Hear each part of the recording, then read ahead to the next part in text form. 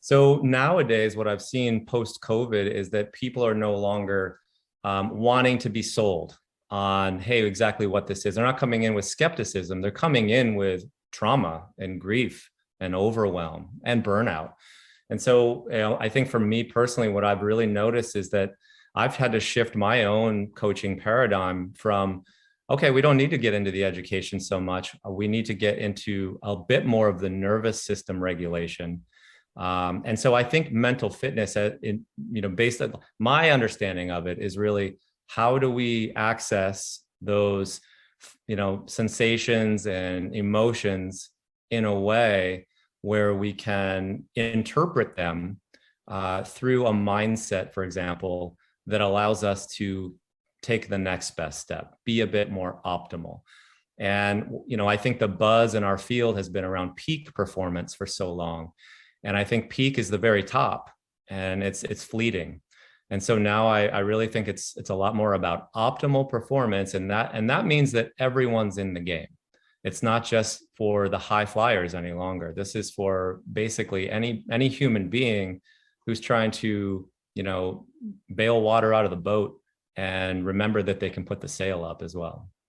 Oh, that's great. Thanks. That's a wonderful description. Yeah, so post COVID, or I guess we're still in the midst of it to some degree.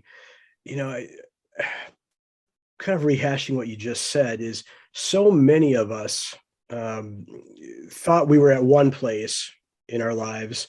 And when COVID hit, it made us examine where we really are. And many of us came to realize that, wow, we maybe don't have the resilience that we thought we did. And now where do we go from there? Yeah, absolutely.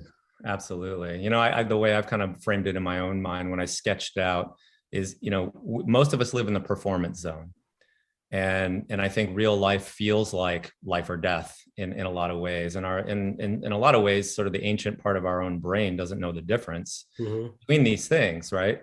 So as a person who's worked in sort of high intensity performance, working with people who there's a lot to lose, this is something that I'm familiar with. But I don't necessarily think, those who have been, going to their Wall Street job or working in Silicon Valley or even trying to raise a family have necessarily been able to frame it that way. But it's actually pretty true, right? I mean, the performance zone is, we're always on, especially in this social media society. And then we want to scurry into the comfort zone of scrolling Facebook, binge watching Netflix, eating chips, having a couple beers, all the stuff that kind of takes us away from that other zone. And so I think what I feel really excited about and passionate about is really creating a container where we can practice. And I think that practice, the element of practice, what does it do? It stokes intrinsic motivation, right? I'm running some experiments. I'm the expert. It's N=1, right? And it also really makes us more curious. And when we're curious, we sort of kick on the systems in our brain that turn down the heat on the fear systems.